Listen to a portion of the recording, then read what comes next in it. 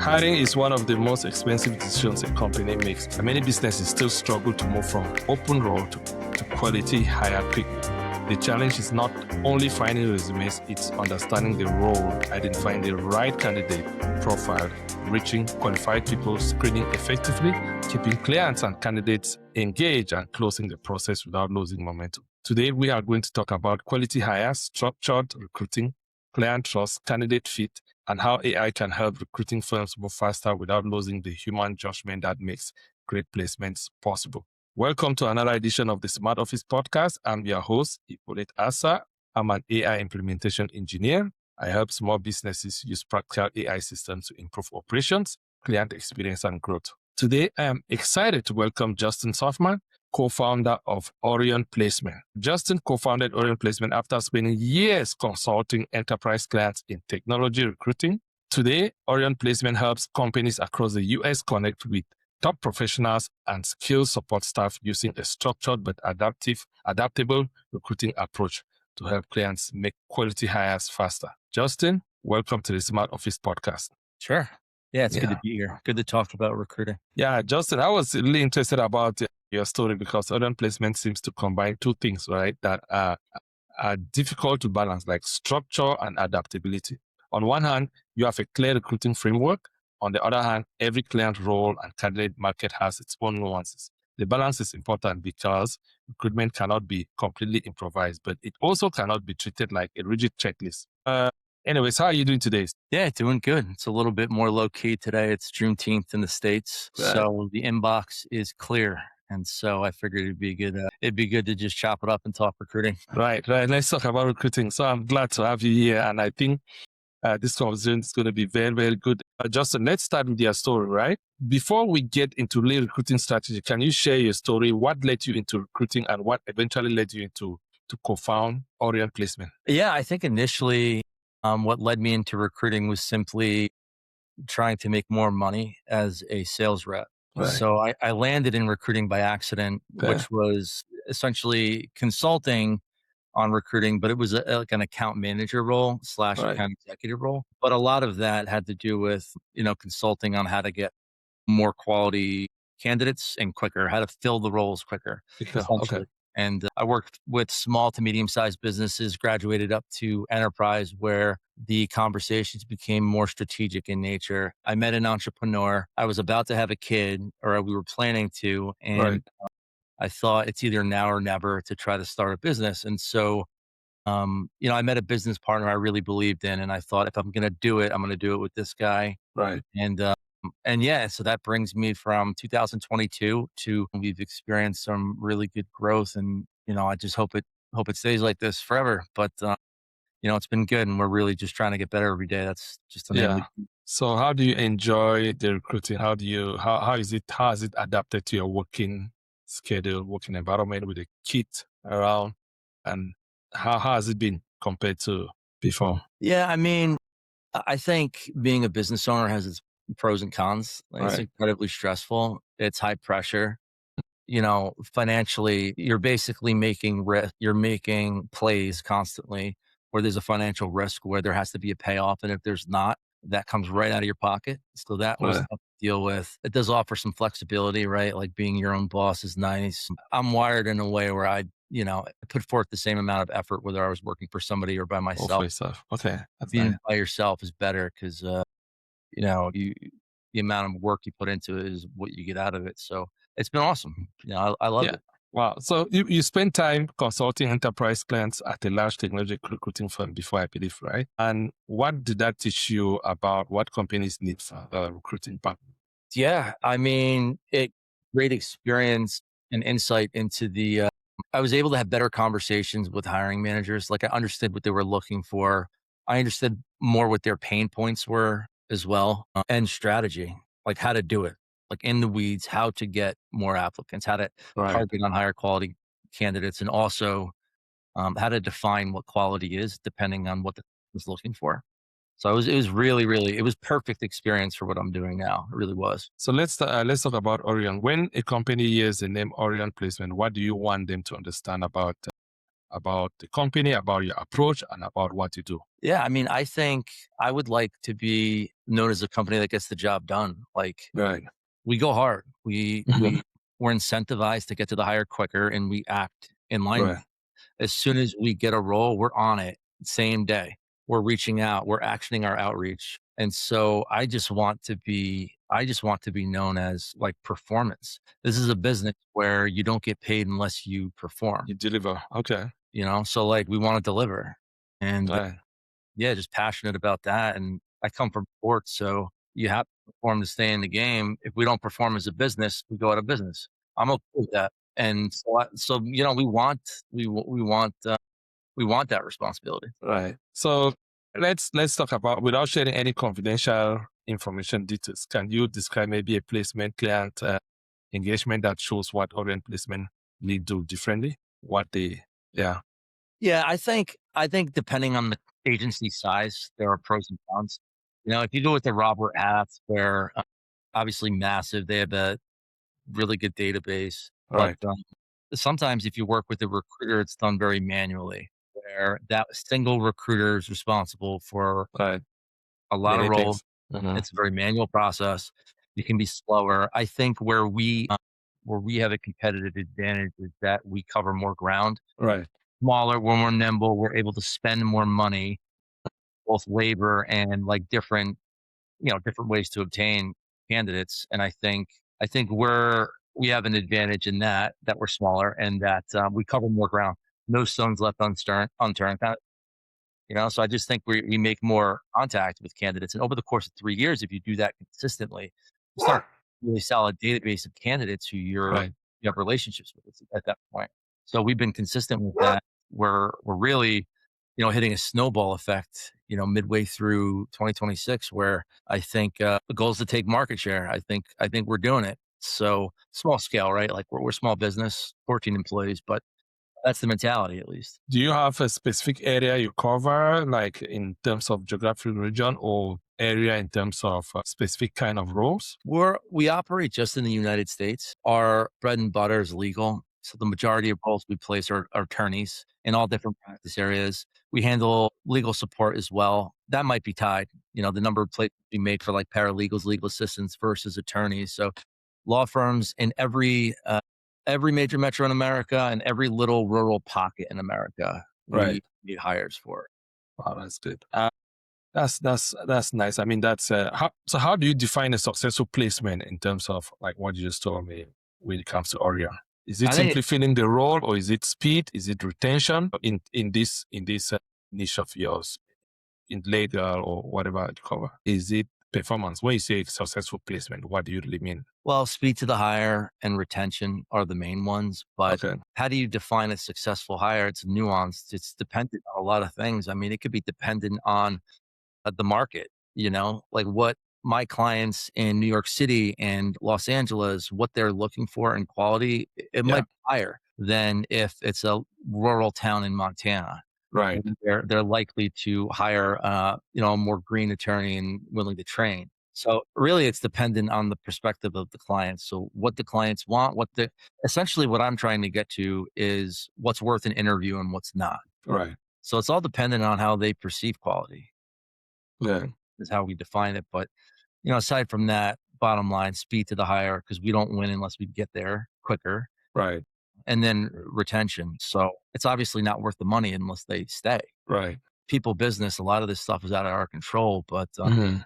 you know, we try to vet out personality types as well to make sure that there's somebody that wants to stay somewhere and doesn't want to hop around. Right. So, what are the most common reasons a hire fails, even when the candidate looks strong on paper?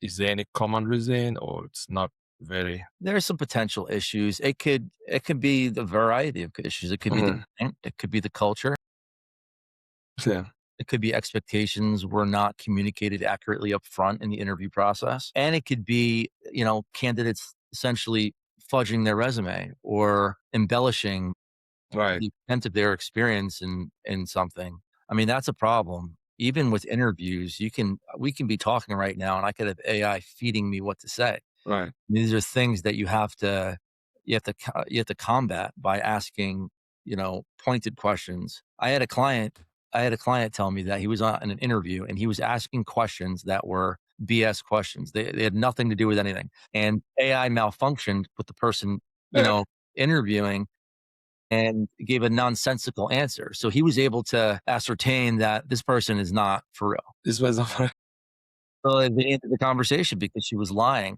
So that's another element that's Mhm. introduced to the interview process where you have these candidates, faking things because of AI Right. allows Yeah. them to do it. So Yeah. yeah, We're it gonna adds. talk. We're gonna talk about that shortly. But let me come back to Orion. Right. Correct me if I'm wrong. Orion, given my basic research on your website, Orion works across areas like legal, healthcare, real estate, sales, and construction. What are the hiring challenges are you seeing most often across those markets? Yeah, I mean, it depends on the industry, but Right.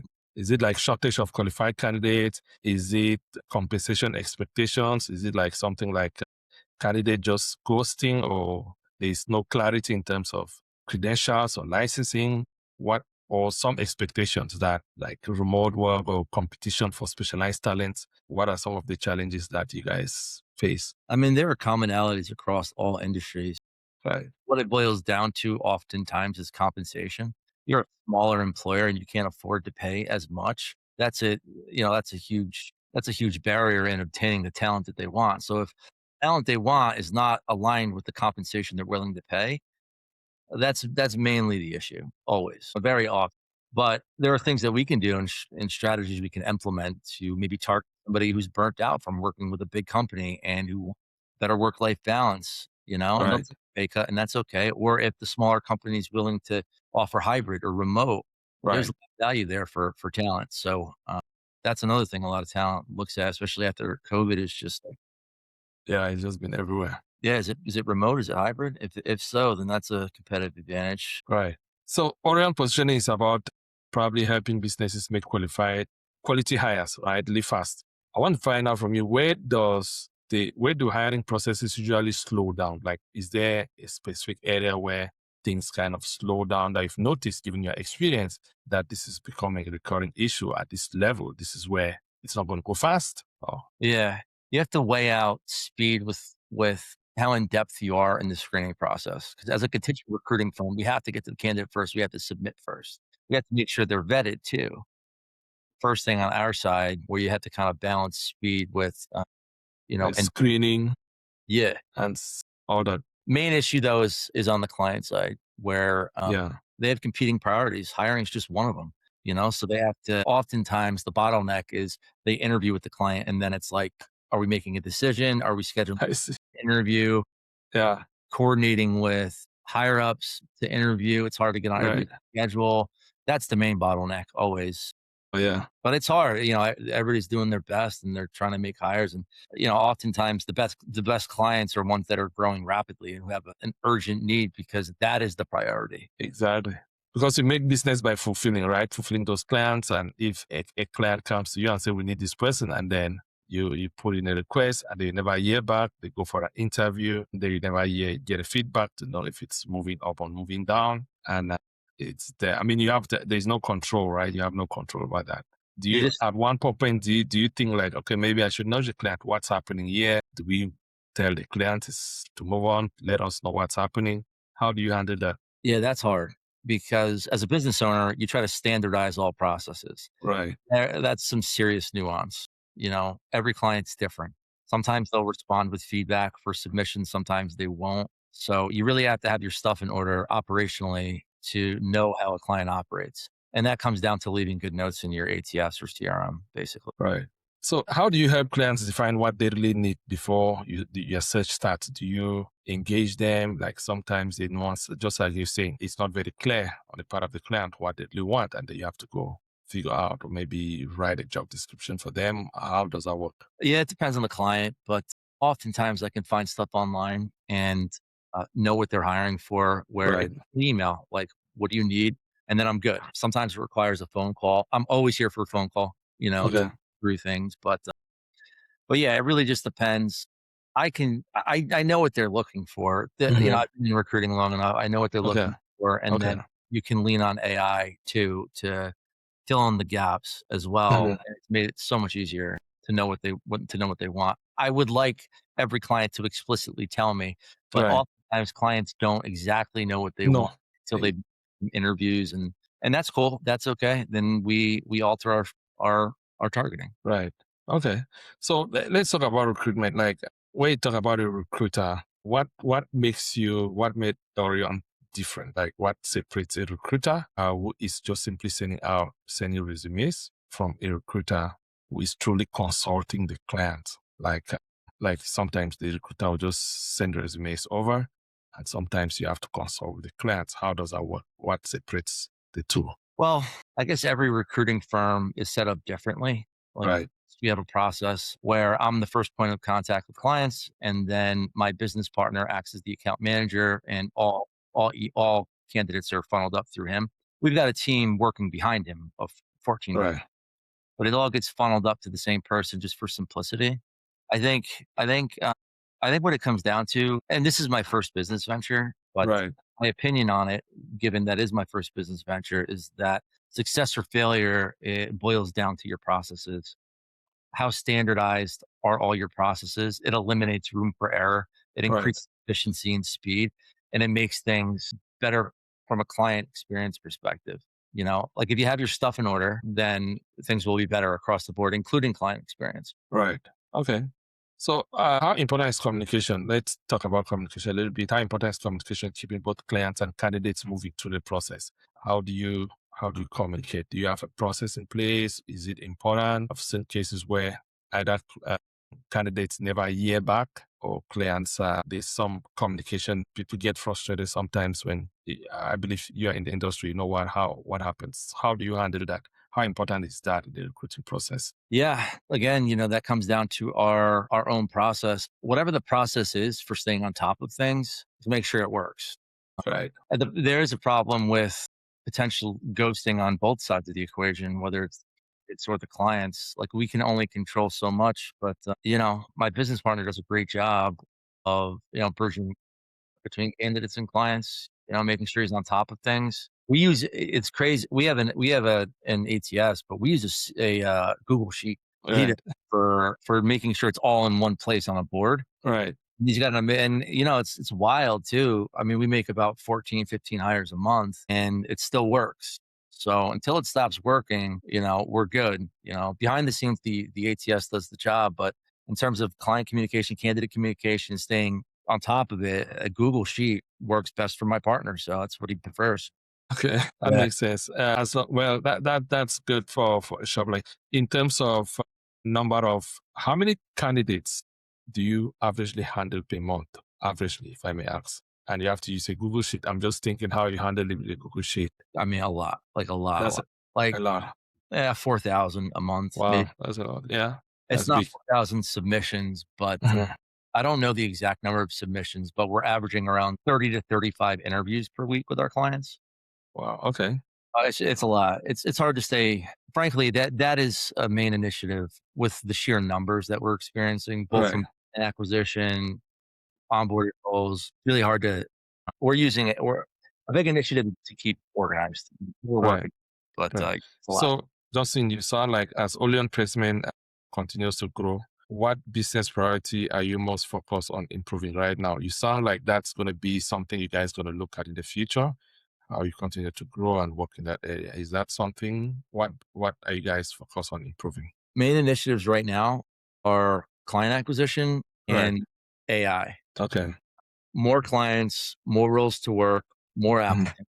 More applicants. It Okay. creates the sheer numbers of it. Even if you hire as many people as possible, it's Hmm. difficult. It's difficult to scale. Right. We're working with the tech company right now to implement use case after use case after use case for AI. Address efficiency problems in this area, address efficiency problem in this area, and we're Right. just going to go down the line, just keep addressing it. How can we implement AI while still continuing to keep the human touch? So Right. we're augmenting it, and we'll see where it goes. Right. We'll see what happens. So it's a learning experience, but we have to go Yeah. down the path. Yeah. Since you mentioned technology and AI, what made you believe that this AI can create the most practical value for Orion placement? I mean, recruiting is a game, Right. but in order to play the game, you have to have a framework. So Yeah. systems, processes, Hmm. SOPing everything. There Right. are repetitive tasks that happen in the framework. And so how do you automate those things? How do you make them as quick and as efficient as possible? In my opinion, it's AI. I Right. think it's there. I think the technology's there, especially for most tasks. There's some tasks that it might not be on the level, but I don't know. I mean, most stuff it's on the level. Like Right. it works. So, Like, you know, do you think like candidate sourcing, resume screening, job to candidate matching, interview questions or generation? I mean, looks like there's a lot out there now, but we'll talk about that later. But what area in that area do you think AI can help? Like in this area, is there a specific area where you think I can really use AI in this area? Maybe you want to share it to people, and then there's an area where you feel like you still want that human in the middle approach where we don't just hand everything to AI, but there are areas that we could use AI for. yeah, I'm on the client acquisition side, so I handle all client acquisition, lead coming in, and onboardings. Right. So for me, the immediate use case is responding to prospects. Prospects. Okay. That makes And sense. Yeah. so you can automate a lot of that until they respond. Once they Hmm. respond, I take over with the human touch. But there's a lot that needs to happen before they respond. You have whatever source you have your leads coming, and then there's an outreach that happens, and then they will be unresponsive for, Hmm. it might take 5, 6, 7 touch points in order for them to get re-engaged. How do I do that? I can't manually do it. It's not efficient. Exactly. If you have AI doing that, connecting to your email addresses, actioning sequences, as soon as they respond, I will have a conversation. I will use my Take it own off. brain and respond, hop on a call or what have you. But how do you allow AI to take over the processes that it can handle? Right. Main thing on the recruiting side, 100% screening, Hmm. AI agents to work within your ATS to be able to source for you the second a opens. Everything has to be fast. Lead comes in, Right. respond. Candidate comes in, respond. Like address that candidate. Right. Everything's got to be fast. And I think if speed's the name of the game and AI Yeah. can help with speed, then I think you have to be investing in. Although Right. I think we'll go out of business, and I think we'll to 18 lead time. Yeah, you're right. You're right. So if you could remove, let's say, I know we've talked about many things. If you could remove one repetitive task, like right now, when you see in the chain, in the workflow, there is some one repetitive task you feel like I need to take it out right now and probably hand it over to some automation system. What would that be? Will it be Yeah. that email chain response you're talking about, or other task? Or is it resume filtration? What would that be? The first use case we're working on is we get leads. What happens then? Between when we get the lead and when I close the deal, at the Yeah. beginning portion of that process, responding to leads who have engaged, AI, Right. take there. Once they respond again, I take over with the human touch. But within that area, we get the lead. Here's the area of AI. Then I take over with the human touch. So that's the area, the sequencing of the emails. Right. A lot of it's repetitive. I Exactly. Yeah. respond the same way. You Mhm. know, once they play ball and they Yeah. like to engage with me, I will put forth, the effort to work as a partner with them. But Right. until that happens, I can't waste my time with prospects who aren't serious, essentially. Exactly. Well, I mean, so which part remains human led in your whole chain from the beginning to the end? Which part do you feel like it need to be handled humanly? You don't want technology to get involved. Is there any in that Yeah. sector? Yeah. I I know mean, because you know what I'm asking because right now with AI, you could even do interviews, there are many things. And I'm wondering in the hiring process, given your own opinion, given your experience for as a recruiter, which part would you want to remain human led? I think it does a great job on paper. Like AI could do great on paper. It can't get a sense for candidates. I'm 37, I can read people better at 37 than when I was Right, 24. Me talking to a candidate, I don't do this, but like if I were on the recruiting side, me talking to them, I get a feel for them and I right, can formulate an opinion, a human opinion, which I don't think AI can do. right. So maybe it can. I don't know, but I would trust my judgment over Your AI judgment. to Okay. get a feel for people. So it can't take Right, take that away. And then, it's just on principle. We're talking to these candidates, we're talking to these clients, we have to be talking to them, scheduling interviews, letting each other know, right, if the candidate did not make it to the next step, like calling them like, hey, you didn't make it to the next step. Here's why, whatever. Like that's just a respect thing. But right. AI can't do that. It does the opposite of that, you know? You're It right. just Yeah. infuriates people. Oh, I didn't get the Yeah. job. Thanks. Like AI tells them that. Like, Thank you. You're there. it's not So cool, you know? it's not cool. It's not cool. I mean, especially when you're on the receiving end of that message. But for you guys, how do you separate that? Let's say you want to close deals and there are candidates involved. There is, you are in between the client and the candidate, and there's usually that human judgment in between. Maybe there's a client on that end. I mean, the client is serious, but you have to make a decision. And sometimes not only you making that decision, now the client who has to make a decision, and that human touch. How do you deal with that? Let's say you're dealing with candidates and you're dealing with clients. You as a recruiter, you're right there in the middle.